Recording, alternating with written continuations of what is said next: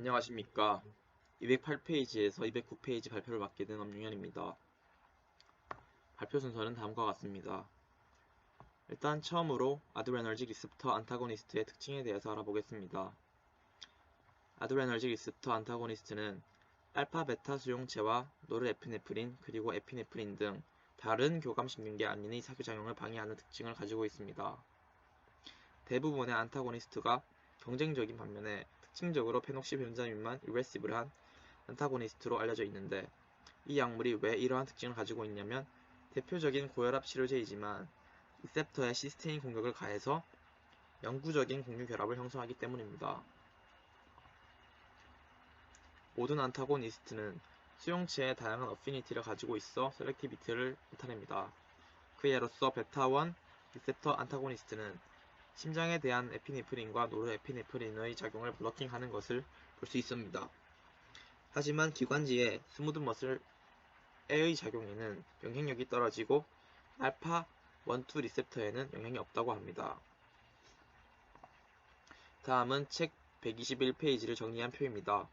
이 표를 보고 심장에는 베타1 리셉터가 베타2보다 많고 폐에서는 베타2가 더 많은 것을 알 수 있었습니다.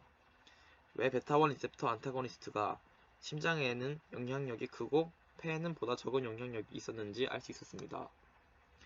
앞에 보이는 그림은 아드레너직 리셉터 안타고니스트를 분리한 표인데요. 저는 빨간 네모가 쳐진 알파 리셉터 안타고니스트에 대한 설명을 맡았습니다. 다음으로 알파 리셉터 안타고니스트에 대한 설명입니다. 알파 리셉터 안타고니스트 알파 아드레너직 리셉터의 가장 중요한 역할이 카테콜라민의 작용을 매개하는 것인데, 알파 아드레너직 리셉터에는 알파 1과 알파 2가 있습니다. 알파 1은 주로 동맥이나 정맥, 내장평활근을 수축시키는 작용을 하고, 알파 2는 보시는 바와 같이 하는 일이 많은데, 특징적인 것만 말하자면 노르에피네프린과 아세틸콜린의 방출을 억제하는 역할을 하고, 또한 동정맥의 수축을 매개한다는 특징이 있습니다. 이러한 아드레너직 리셉터 안타고니스트는 양리학적 스펙트럼이 넓은 것이 특징이며, 앞에서 말했듯이 알파 1, 알파 2 수용체에 서로 다른 어피니티를 가지는 것이 특징입니다.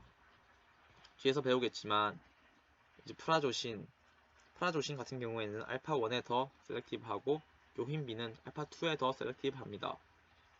펜톨라민 같은 경우에는 같은 넌 셀렉티브한 것이 특징입니다.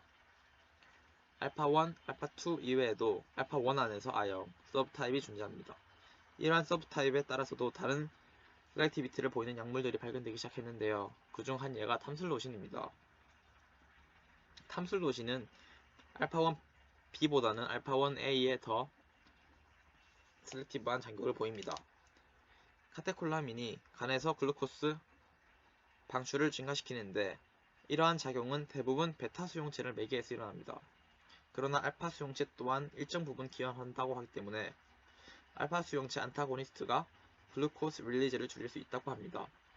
또한 알파2 수용체 자체가 인슐린 방출을 억제하기 때문에 알파2 수용체를 막음으로써 인슐린 릴리즈를 증가시킬 수 있습니다.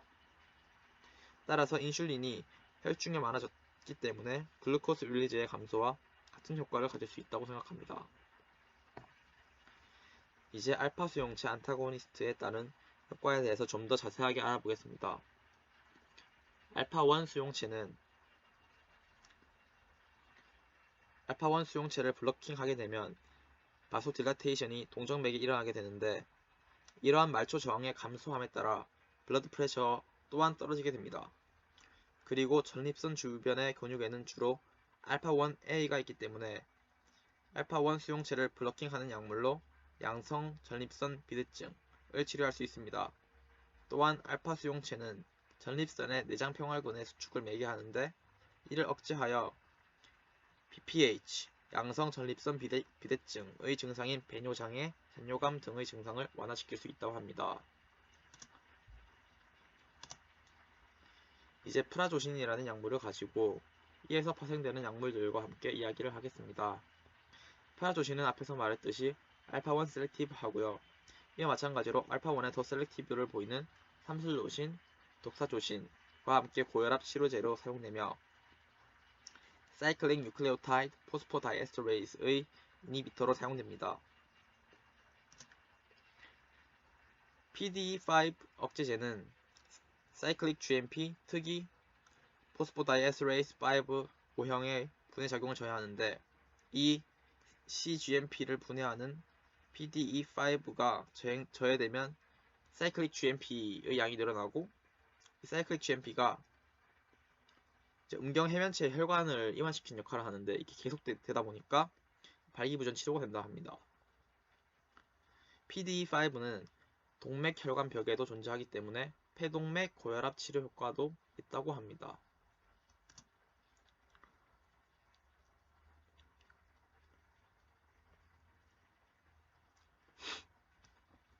이제 1242페이지의 5알파 리덕테이즈는 한국말로 5알파 환원 효소라고 합니다.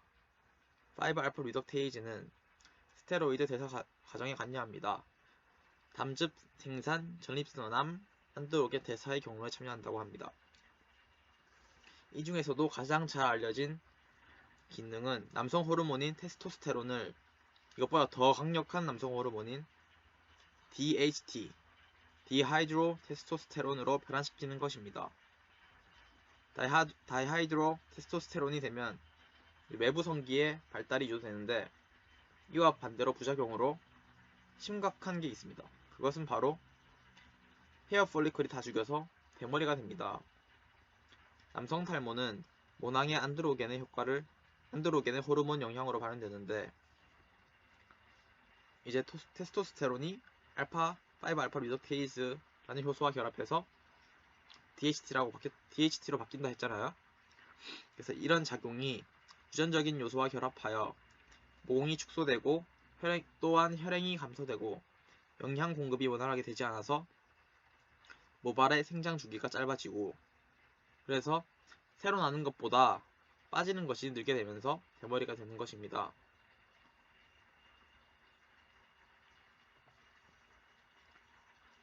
프라조신은 앞에서 얘기한 대로 동맥과 정맥의 알파 리셉터를 블러킹하기 때문에 말초 저항이 감소하여서 혈압이 떨어집니다.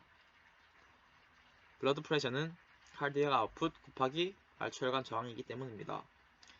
그러나 알파2 수용체에 대한 블러킹 효과는 없기 때문에 노르에피네프린 방출을 촉진하지 않아서 하트레이트가 상승하지도 않고 그렇다 합니다. 또한 중추신경계의 효과를 스프레션하는 효과도 있다고 합니다. 고혈압 환자의 바로 리플렉스 효과를 감소시키기도 하면서 LDL과 트라이글리세리드를 감소시키고 HDL을 증가시키는 효과도 있습니다. 따라서 혈중 리포프로테인에 좋은 효과가 있다고 생각할 수 있습니다. 아드레너지 리셉터 안타고니스트의 효과와는 별개로 셀 그로스를 증가시키는 기능도 있습니다. 다음은 하루 복용량과 지속시간 등을 이야기한 것이기 때문에 별도로 설명하지 않고 넘어가겠습니다. 테라조신은 프라조신의 구조유사체입니다. 더 높은 셀렉티비티를 가지고 있고 앞서 얘기했듯이 양성 전립선 치료제로서 가장 큰 역할을 하고 있다고 합니다. 테라조신과 독사조신의 양성 전립선 치료제로서 기전은 아드레너지 리셉터 안타고니스트의 특성과는 별개로 퀴나졸린 모이스를 가지고 있기 때문에 셀 아포토시스를 일으킨다고 하는데 이는 사이클린 D가 만들어지지 않아서 지원기에서 멈추게 되기 때문이라고 합니다. 보시는 바와 같이 빨간색 네모 박스에 있는 부분이 퀴나졸린인데 퀴나졸린은 제가 첫 발표 때 설명한 것과 다르게 퀴논과 졸린이 합쳐진 게 아니라 퀴논은 없고 벤조피리미딘으로서 벤젠과 피리미딘의 결합체라고 합니다. 죄송합니다. 프라조신과 알프조신 또한 퀴나졸린 모이스를 가집니다. 프라조신과 독사조신은 모두 알파 아드레널 리셉터 안타고니스트이지만 다른 특징을 가지고 있습니다. 프라조신과 테라조신이요. 반감기와 듀레이션 오브 액션은 모두 프라조신보다 테라조신이 더 깁니다. 그러나 프라조신은 짧은 지속 기간에도 불구하고 더 강한 효과를 지니고 있습니다. 따라서 증상이 극심하지 않은 대부분의 고혈압과 BPH 환자에게 테라조신은 하루에 한 번만 복용하는 것이 맞다고 생각됩니다. 그리고 이제 세 번째 독사조신에 대한 이야기를 하겠습니다. 이 또한 프라조신의 컨제너입니다. 이 또한 알파-1 리셉터의 안타고니스트이며 서브타입에 대한 셀렉티비티는 없습니다. 독사조신은 앞서 말했듯이 테라조신과 마찬가지로 퀴나졸린 모이씨를 가지고 세포 자멸사를 유발한다는 것이 큰 특징입니다.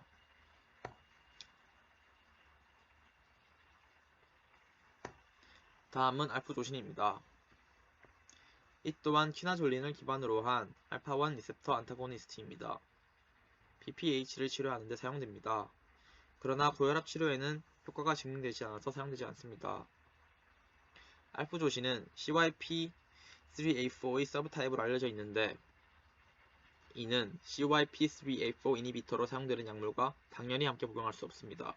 그 이유는 같이 복용할 시에 알파-1 억제제의 대사를 억제하게 되어 혈중 농도가 상승하기 때문입니다. 또한 QT 인터벌을 늘리는 약물과 같이 복용해서는 안 되는데 이는 알프조신이 나트륨 이동을 촉진시켜서 재분국의 지연이 일어나서 QT 인터벌이 늘어납니다.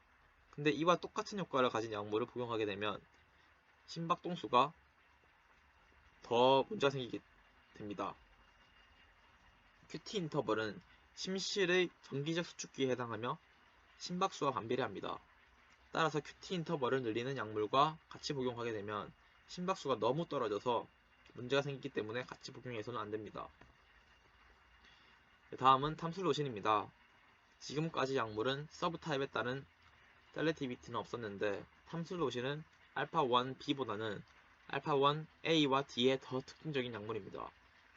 BPH의 치료에 사용되며 혈압에는 영향이 거의 없어서 고혈압 치료제로 사용하지 않는데 이제 그 이유를 찾아보니까 알파-1B가 카디오바스큘러 시스템에 많이 존재하며 혈압 조절에 영향을 미치는데 탐술로신은 알파-1B보다는 알파-1A와 D에 더 특징적인 약물이기 때문입니다. 그러니까 요약하자면 알파-1B가 혈압 조절에 영향을 미치는데 탐술로신은 알파-1B에 영향이 적기 때문입니다. 사이토크롬에 의해서 메타볼라이즈 되기도 하며 부작용으로는 비정상적인 사정이 있다 합니다. 마지막으로 실로도신입니다. 이 약물 또한 서브타입에 따른 셀렉티비티를 가지는데 탐술로신과 비슷하게 알파-1B보다는 알파-1A에 더 특징적이라고 합니다. 글루쿠로나이드에 의해 대사되며 또한 전에 말했듯이 알파-1B의 특이성이 적어서 블러드 프레셔에 영향을 덜 주면서 BPH를 치료할 수 있습니다. 마지막으로 부작용입니다. First dose effects에는 기립성 저혈압, 실신이 있고 이러한 부작용 A 솔루션은 이니셜 도스를 제한하는 것과 약물 복용을 서서히 늘리는 것 등이 있습니다.